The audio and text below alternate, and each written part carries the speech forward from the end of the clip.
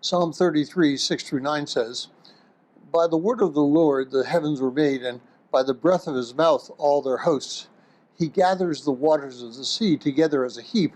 He lays upon the deeps in storehouses, and let all the earth fear the Lord.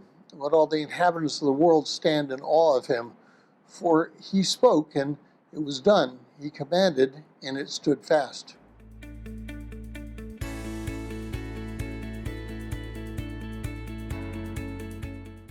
Well, if you're joining us in reading through this 6-month reading plan through the book of Psalms, today's reading is Psalm 33, verses 1 through 9, and I encourage you to read that section of the psalm. Well, we've spoken before about the importance of holding to a special creation work by God rather than the use of evolution to bring mankind where he is today. It is through the special creation work of God that we can account for things like beauty, goodness, love, and righteousness. And it is also because God allowed mankind to have a free will that we can account for sin and death.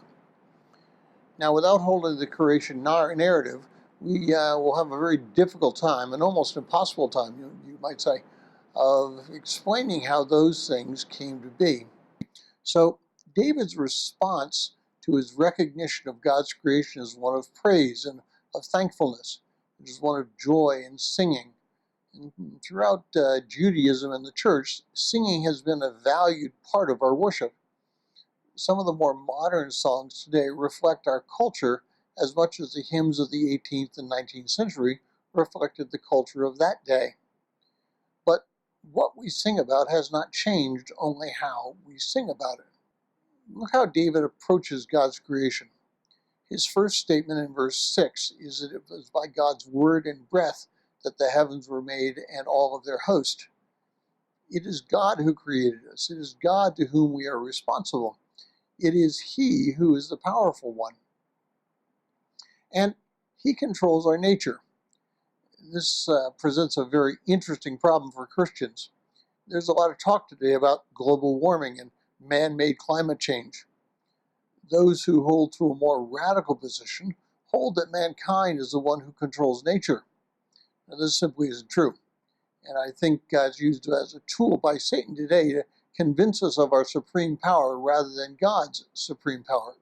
Now, that doesn't abrogate us of the responsibility to take care of God's creation. After all, Adam was told to tend the garden, to be a superintendent of that garden. And even after the fall, that responsibility still held.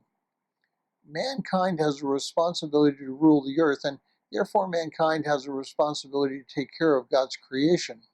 Now, it's not wrong to use the resources which God has given us, but it is wrong to abuse those resources. We must use them, and we must use them with care, not to defile them. It is God's creation. It is our responsibility to tend it and to care for it. And if you would like a PDF copy of this entire reading plan, please send an email to phineasjacobus@runningtohim.net.